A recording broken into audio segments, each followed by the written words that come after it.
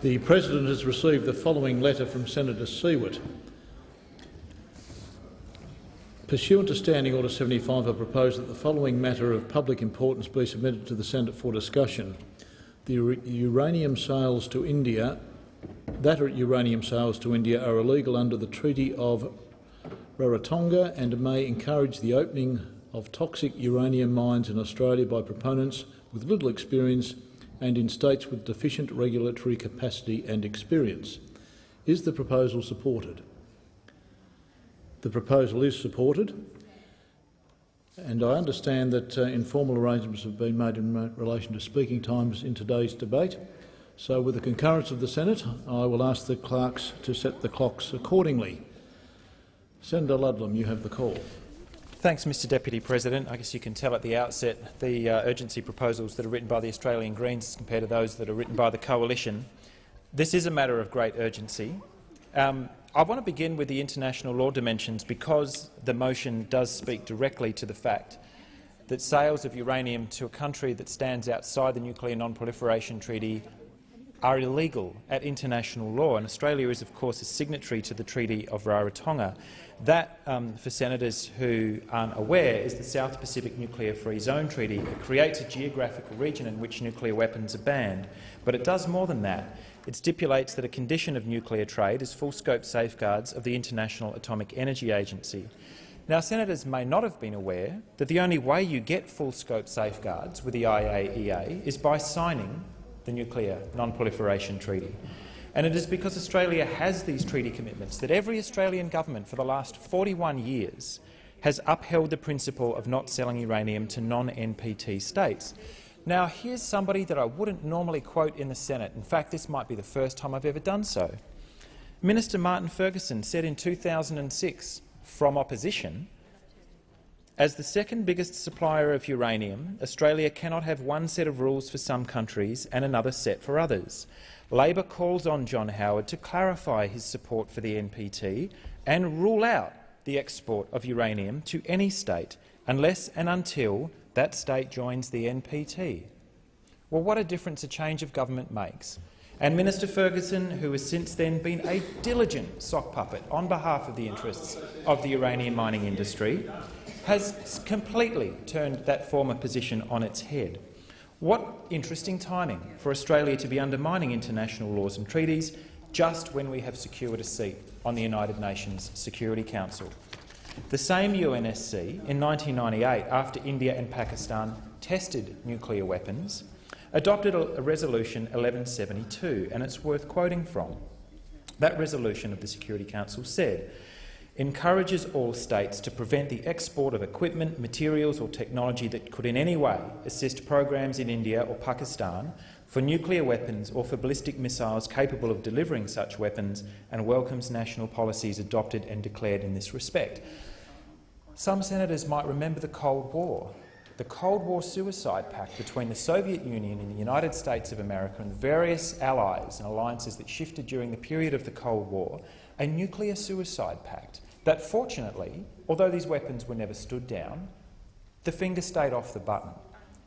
But we still have nuclear weapons targeted on the subcontinent at the enormous metropolises of Delhi, of Bombay, of Karachi, of Islamabad, that India and Pakistan are engaged in an active and expanding nuclear arms race in the Asia-Pacific region. What a remarkable contribution to the Asian century that will be, to have Australia's name on a piece of paper saying that we don't particularly care about fuelling that arms race. I understand that senators who might be a little uneasy, and I know there are many of them inside the Labor Party, I've always suspected there'd be a handful inside the Coalition, but they're very, very quiet. I'm sure they're there, who would be very uneasy about expanding the uranium trade to India. I can dream, Senator Bishop. You never know. But senators would at least want to know that the safeguards regime was watertight, that Australian uranium, and I suspect there is total agreement in the chamber on this matter, that Australian uranium won't end up in nuclear weapons in India or anywhere else. Seeing some nodding, so I sense that that is correct. So tell me, if you will, how a safeguards agreement would cope with the following. The former head of the National Security Advisory Board in India suggested this in 2005. See if this sounds familiar. Given India's uranium ore crunch and the need to build up our nuclear deterrent arsenal as far as possible, it is to India's advantage to categorise as many power reactors as possible as civilian ones to be refuelled by imported uranium and conserve our native uranium fuel for weapons-grade plutonium production. Somebody tell me how a safeguards agreement can be written to prevent the Indian authorities from doing exactly that. Nobody's making eye contact anymore. Isn't that interesting? Now, my colleague Senator Waters will discuss how Campbell Newman, inspired by the sale of uranium to India, swiftly dumped a clear election commitment not to mine uranium in Queensland. And the rest of the country is watching with a kind of horrified fascination as Campbell Newman abolishes the public service and runs absolutely roughshod across environmental regulations in Queensland. I'll leave those comments to Senator Waters. Senator Rhiannon will discuss the dopey reversal of a 26-year ban on uranium mining in New South Wales earlier this year. That also on my left. Was very, very carefully dealt with during the election campaign because it's a nasty thing to talk about. Nobody goes into an election campaign promising to expand exports of a carcinogenic material, apart from in Western Australia, actually. So let's go there. I will focus my remarks on what's happening in my home state of WA. Many people in WA are very deeply concerned about the prospect of Toro. They're a small exploration outfit. They have no cash reserves. They've never actually run a mine.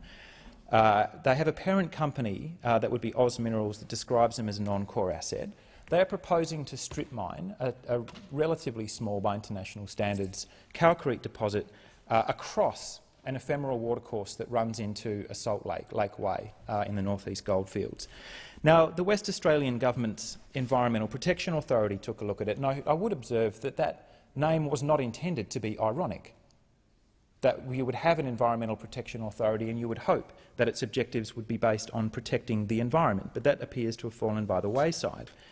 Based on remarkably sketchy and insufficient evidence and the complete absence of some very important pieces of information, has given it the tick, as we knew they would, that the coalition government, the Barnett government in Western Australia, has turned the environmental impact assessment process into a one-way foregone conclusion. Nobody seriously believed that the EPA was going to knock that proposal out on the grounds that it didn't satisfy the EPA's objectives. This is a uranium mine that has a proposed 14-year lifespan, but the company can only tell us where it's getting its water from for the first 7 years. After that, I guess we just have to hope for the best. In a state with so many mining projects, with fully allocated surface water resources and a very well-documented decline in rainfall, that is completely unacceptable. Minister Tony Burke, in my view, is entirely within his rights to ask the company where it plans on getting the water for the second half of the mine life. He should ask the Western Australian Government to do its job so that he can do the job assigned to him under the Commonwealth EPBC Act. He can't do his job in assessing this project if he's not provided with the information that was required by law. The Barnett government and Toro have failed to do that. Now, the minister doesn't get to be pro-nuclear or anti-nuclear, and I think that's actually kind of sad, but I respect that his act says he assesses the project according to the law. It is my view that he cannot do that at the moment because Toro have not presented their proposal in full. The Director-General of the WA Department for the Environment and Conservation, that's DEC, have stated there is a significant risk of loss of a number of individual taxa, probably at both species and subspecies level, of Tectocornea should the project proceed as proposed. So a uranium mine that will leave a permanent carcinogenic hotspot across a salt lake bed in the northeast goldfields may also wipe out a number of listed species. That's fantastic news. I wonder if anybody else will care to address those concerns on the way through. Now, the Commonwealth Environment Minister, by law, cannot preside knowingly over the destruction of species. He cannot preside over the extinction of particular species. So you would think that proper studies and information would be provided, for example on Steiger fauna, nominated by the WA EPA as a threatened ecological species in 2008. But no, we have this headlong rush to get the first uranium proposal up before the next state election. Those are the kind of imperatives that we're dealing with here. It's pretty offensive. Nobody, certainly not Toro, not Colin Barnett, or the industry's man in Canberra, Martin Ferguson, appear to give a rat's. I hope that Minister Burke will— he's one of yours, Senator Cormann. It's remarkable Order, No, he's order, not. interjection disorderly, and also direct your remarks to the chair, Senator Ludlam. My apologies, Order. Deputy Chair. But it is worth noting, isn't it, the number of times that coalition MPs in this place and the other will claim Martin Ferguson as one of their own. Order, Senator Ludlam. Point of order, Senator Fifield. Mr. Deputy President, I may be mistaken, but I thought I heard Senator Ludlam use the phrase "rats," as in "don't give a rats," which I would think is bordering on the unparliamentary, because we know what the ... is. Well, the ... wasn't emphasised, if that is the case, Senator Ludlam is in order. Well, Senator Fifield, I'm not going to debate the English language with you, but I don't rule that as disorderly. Senator Ludlam, you do have the call. That's an entirely sensible ruling, Deputy President. Look, in conclusion, and to quote a friend of mine and a great campaigner, Dave Sweeney from ACF, on a good day Australian uranium becomes nuclear waste, and on a bad day it becomes fallout. Right now that's fallout across Japan's Pacific coast. It's shattered the farming industry, the fishing industry, it's destroyed horticulture, and it's led to the evacuation of 150,000 people. I used to wonder how the Australian government would react if uranium from Kakadu and uranium from Central South Australia was blasted all across a landscape, forcing mass evacuations, destroying industries and destroying lives. And now I don't have to wonder, because I know what the reaction is. People avoid eye contact. They shuffle their feet. They won't discuss it anymore. They pretend it's not our problem, and it is our problem. It is time we got out of this industry once and for all.